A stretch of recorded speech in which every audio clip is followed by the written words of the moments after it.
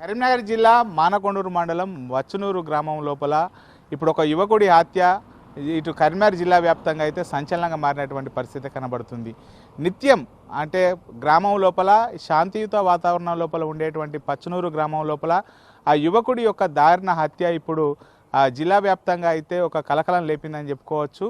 ఇప్పుడు ఆ హత్య తర్వాత అతని కుటుంబ పరిస్థితి ఏ విధంగా ఉంది, అసలు ఆ యువకుడిని ఎందుకు చంపాల్సి వచ్చింది తెలుసుకునేటువంటి ప్రయత్నం మనం చేద్దాం. గ్రామంకు వెళ్దాం. ప్రశాంత్ రెడ్డి, రమేష్ ఇద్దరు నేర చరిత్ర ఉన్న రౌడీ షీటర్లే. ఓ భూమికి సంబంధించిన సెటిల్మెంట్లో ఇద్దరు తలదూర్చడంతో వారి మధ్య గొడవ మొదలైంది. ఇద్దరి ఆధిపత్య పోరులో ప్రశాంత్, రమేష్ తాను గొప్పంటే తాను గొప్పని స్నేహితుల వద్ద మాట్లాడారు. నిన్ను చంపుతానంటే నిన్ను చంపుతానంటూ ఒకరికొకరు ఛాలెంజ్ చేసుకున్నారు. ఎక్కడ ప్రశాంత్ రెడ్డి తనను చంపుతాడోనని అనుమానించిన రమేష్ తన మిత్రుల సహకారంతో రెక్కి నిర్వహించి వెంటాడి చంపినట్టు తెలుస్తోంది.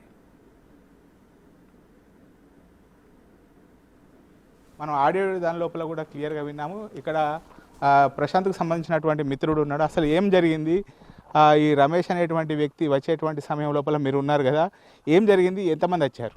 నైట్ జిప్సీలా ఒక 8 నుంచి 10 మంది వచ్చారు. వచ్చి మమ్మల్ని ఆపిరు. ఇక్కడ ఆపి ఇన్ఫర్మేషన్ అడిగితే మాకు తెలియదు అంటే మా ఫోన్లు గుంజుకొని మమ్మల్ని కొట్టారు. ఒకరికి బ్లడ్ కూడా వచ్చింది. కొట్టి వెళ్ళిపోయాక ప్రశాంత్ వ్యక్తి ఊటూరులో ఇన్ఫర్మేషన్ తెలిసినాక అక్కడికి పోయి ఒక ఇన్ఫర్మేషన్ తప్పించుకునే మూమెంట్లో ఒక గుంతలో పడితే అల్లకెళ్ళి తాళ్ళేసి గుంజి రాళ్లతోని కత్తులతోని కొట్టి బండలు ఎత్తేసి ఆ నుంచి వెళ్ళి తీసుకొని వెళ్ళిపోయారు. అంటే ఇప్పుడు ఈ రమేష్ అనేటువంటి వ్యక్తి ప్రశాంత్ కోసం వచ్చినటువంటి సమయం లోపల ఏ టైం లోపల ఇక్కడికి వచ్చిండు? అంటే రాత్రి 12 నుంచి గత వారం రోజుల నుంచి రోజు వస్తారు. గత వారం రోజుల నుంచి ఒక రోజు కత్తులు పట్టుకొని వచ్చి రోడ్ల మీద కత్తి కింద పట్టుకొని రాక్కుంటూ వచ్చారు. రాడ్లు కత్తులు పట్టుకొని వచ్చి రోడ్డు మీద ఎవరు కనబడితే వాళ్ళు మమ్మల్ని మా దగ్గరికి వచ్చి మీకు తెలిస్తే చెప్పుర్రి, లేకపోతే మిమ్మల్ని చంపేస్తా, అందరినీ చంపేస్తా అనుకుంటా వచ్చి మమ్మల్ని కొట్టుడు జరిగింది. అంటే ఎంతమంది వచ్చారు ఆ వాహనం లోపల? దాదాపు ఎంతమంది ఉండి ఉంటారు? 8 నుంచి 9 మంది జిప్సీ. అది 8 నుంచి 9 మంది అందరూ బాగా ఏజ్ 30-35 అంత ఉంటారు ఏజ్. అంటే మద్యం సేవించి వచ్చేవారా? సేవించి వచ్చి మీదకి వచ్చి కొట్టడం, మమ్మల్ని కూడా కొట్టారు. మాకు కూడా ఇప్పటికి కూడా ప్రాణ భయం ఉంది. ఇప్పుడు మేము ఏమైనా చెప్పినా కూడా ఇప్పుడు మమ్మల్ని కూడా ఏమైనా చేద్దామని ప్రాణ భయం ఉంది మాకు ఇప్పుడు. అంటే ఇప్పుడు ఆయన వచ్చినప్పుడు మీ మీద దాడి కూడా చేసిండు, మమ్మల్ని కూడా కొట్టారు. అంటే మేము చెప్పలేదని మమ్మల్ని కూడా కొట్టారు. ముగ్గురు ఉంటే ముగ్గురిని కొట్టారు. ఒకరిని కట్టబట్టు కూడా కొట్టారు. అప్పుడు ఒక చేతిలో గాజు శంకర్ అనే చేతిలో రాడ్ ఉంది, ఒక చేతిలో కట్టెలు, ఒకళ్ళు చేతులతోని ఇష్టం ఉన్నట్టు కొట్టారు. అంటే ఇప్పుడు ఆ రమేష్తోని వచ్చేటువంటి వారు ఇదే గ్రామానికి చెందినటువంటి వారా లేకపోతే వేరే గ్రామానికి చెందిన వారు? మీరు అంటే వాళ్ళని చూశారు కదా? చూసినాం. ఒక ముగ్గురు నుంచి 4 ఈ గ్రామం, మిగతా అంతా కర్నారు వాళ్ళ వేకుర్తి వాళ్ళ ఫ్రెండ్స్. మొత్తానికైతే చాలా రోజుల నుంచి కూడా ఇటు ప్రశాంత్ కోసము వచ్చి ఇటు చాలామంది కూడా గాలిస్తున్నారు. రాత్రి సమయం లోపల బాగా మద్యం సేవించి గుడుంబ సేవించి ఇక్కడికి వచ్చి వీళ్ళందరినీ కూడా కత్తులు తర్వాత కొన్ని పరికరాలతో వచ్చి భయభ్రాంతులకు గురి చేసి ఆచూకీ చెప్పాలన్నారు. వారి బాబాయ్ ఉన్నారు. చెప్పండి అసలు, అంటే ప్రశాంత్ ఇక్కడ ఉండేవాడు కదా, ఇప్పుడు అతను చనిపోయాడు కదా, అంటే దీనికంటే ముందు అసలు ఏం జరిగింది? అయితే మేము బయట వండుకున్నాం సార్. 12-1 గంట ప్రాంతం వచ్చుకుంటూ ప్రశాంత్ లేదా అని చెప్పి మమ్మల్ని చేస్తే ప్రశాంత్ 10-12 రోజులు కనబడతలేడు, లేడు ఇక్కడ అని చెప్పి వెళ్ళగొట్టడం జరిగింది. అంతటితోటి ఇక బయటకు పోయాట ఇటు అటు ఇండ్ల పొన్న రోడ్ల పొన్న పిల్లలను బెదిరించుకుంటా అటు ఇటు చేసినట్టు, కానీ పిల్లలు కూడా మనకి ఏం పర్మిషన్ చెప్పలేదు. అంటే మీ ఇంటికి వచ్చినప్పుడు ఎంత టైం అయింది? దాదాపుగా 12-1 గంట ప్రాంతం అంతే. ఓసారి అంతే. ఇక ఎన్నిసార్లు వచ్చారు? 2 సార్లు వచ్చారు. వెళ్ళిపోయారుగా, చూసుకున్నారు, వెళ్ళిపోయారుగా. లేడని చెప్పిన 10-15 రోజులు అంది నాకు కనబడతలేడు, నేను ఎక్కడన్నా చెప్పాలని చెప్పి నేనే ఆడించిన వెళ్ళిపోయాను అంతే. అయితే ఇక నేను అనుకున్నది ఏమందంటే అంతకుముందు పిల్లలు వస్తుంటే పోతుంటే అచ్చికి వెళ్తే ఇక వెళ్ళిపోతారు కదా అని చెప్పి నేను చెప్పేసిన. అది సంఘటన.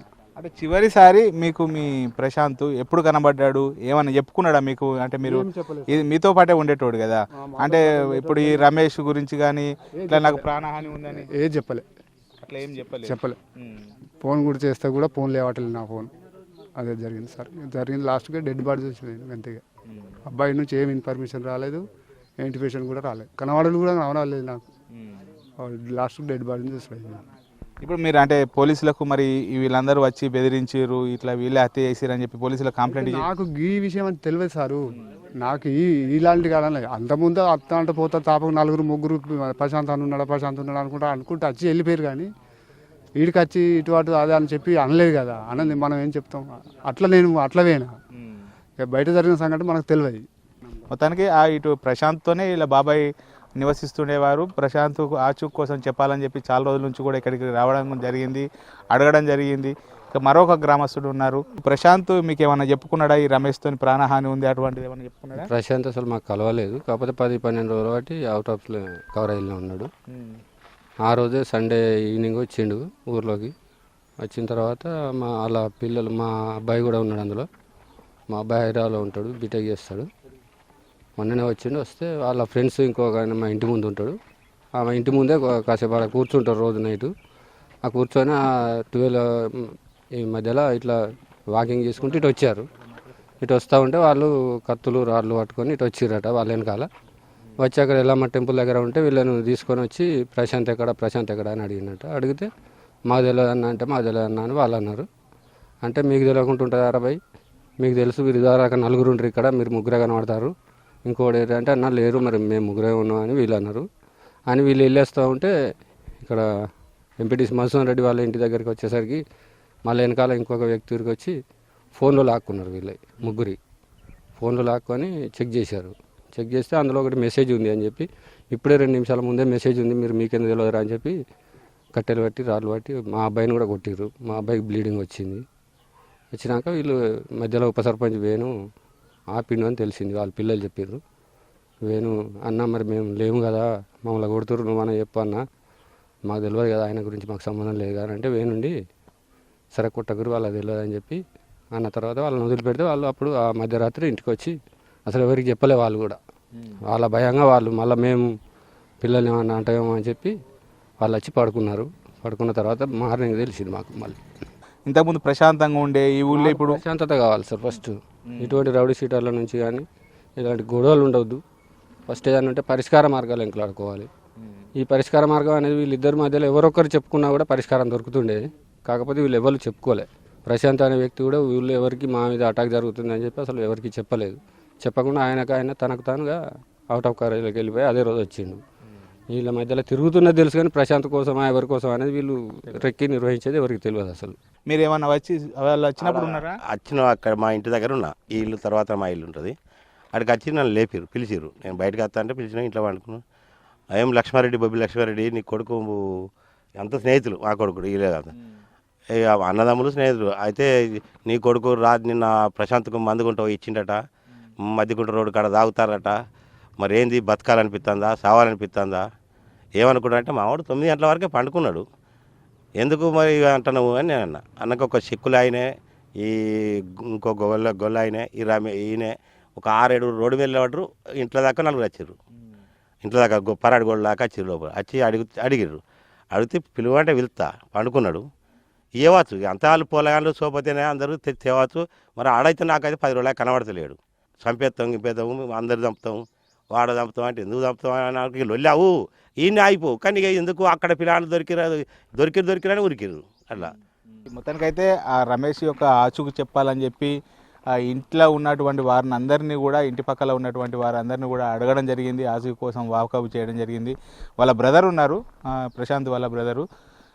అంటే ప్రశాంత్తో ఇప్పుడు ఒక్కడే ఉంటాడు కదా, మీరు ఏం చేస్తారు వరంగల్లో? మేము వరంగల్లో డెలివరీ ప్రైవేట్ లిమిటెడ్లో టీమ్ లీడర్గా పనిచేస్తున్నాను. గత 2 సంవత్సరాల నుంచి నేను వరంగల్లోనే ఉంటున్నాను. ఎప్పుడన్నా ఏమన్నా ఫంక్షన్స్ కానీ అన్న పనుల నిమిత్తం ఏమైనా ఉన్నప్పుడు మాత్రం ఇంటికి వచ్చి వెళ్తుంటాను. అంటే ఇప్పుడు ఈ ప్రశాంత్ హత్య కంటే ముందు ఒక 2 రోజులు దాదాపుగా లేడు కదా, మీకు అంటే ఏమన్నా ఇన్ఫర్మేషన్ ఉందా? మీ తమ్ముడు కనబడతలేరు అని చెప్పి ఎవరన్నా చెప్పిరా మీకు? అంటే మా అమ్మమ్మ వాళ్ళ ఇంటికి వెళ్ళిండు అని మా మామయ్య కాల్ చేసి చెప్పిండు. అంటే మామూలుగా వెళ్ళిండు కావచ్చు అని తెలుసు, కానీ ఇట్లా గొడవ అయిన విషయం అనేది తెలియదు. ఏ విషయమైనా నాకు చెప్పేది. ఇంతకుముందుకైనా అయినా చిన్న అయినా నన్ను అతను ప్రత్యక్షంగా చెప్పకున్నా కానీ ఏదైనా నా దగ్గర రానియపు, మా అన్నని ఇబ్బంది పెట్టద్దు, ఏదైనా నాది నేను చూసుకుంటా అనే ధోరణిలోనే ఉండేవాడు ఇప్పటికీ. కాకపోతే ఈ విషయంలో కూడా నేనే చూసుకుంటా అని అనుకున్నాడు. కానీ అది అతడు ఏంటంటే వీడు ఒక్కడే అయిపోయాడు, ఒంటరి అయిపోయాడు. అవతల సైడు ఒక 20-30 మంది అయిపోయేసరికి ఏం చేయలేకపోయాడు.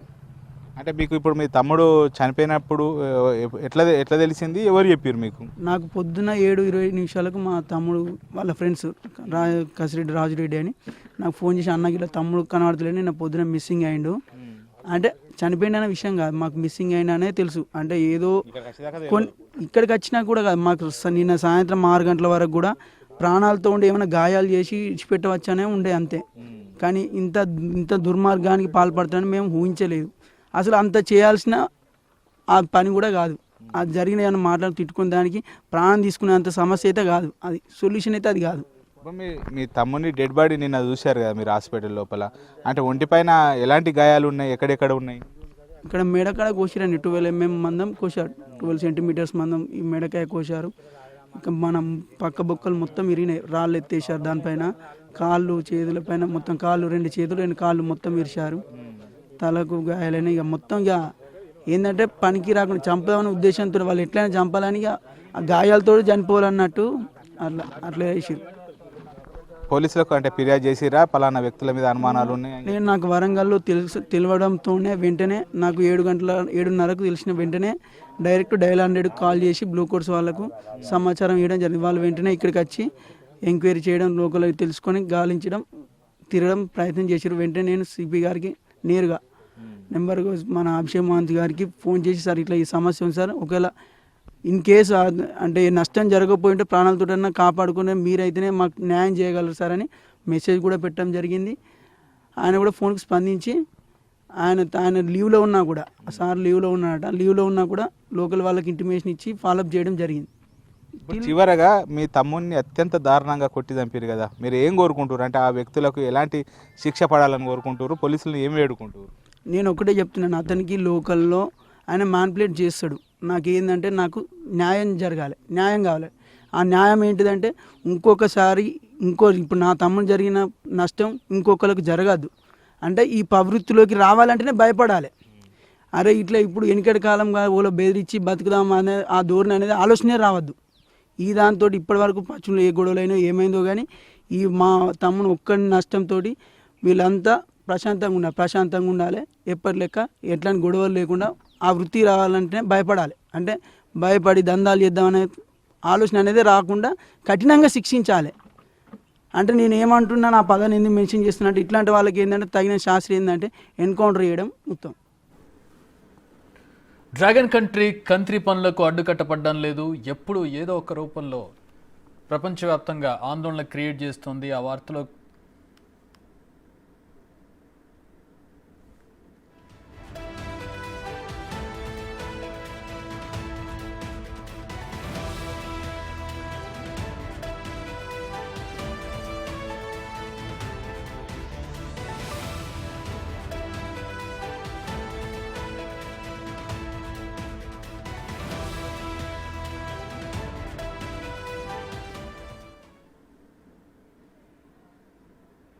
రైట్, ఈ మర్డర్ మిస్టరీకి సంబంధించి మరిన్ని వివరాల్లోకి వెళ్ళినట్లయితే రౌడీ షీటర్లు ఇద్దరు కూడా ఒకరికొకరు చంపుతామని ఛాలెంజ్ విసురుకున్న ఆడియో వైరల్గా మారింది.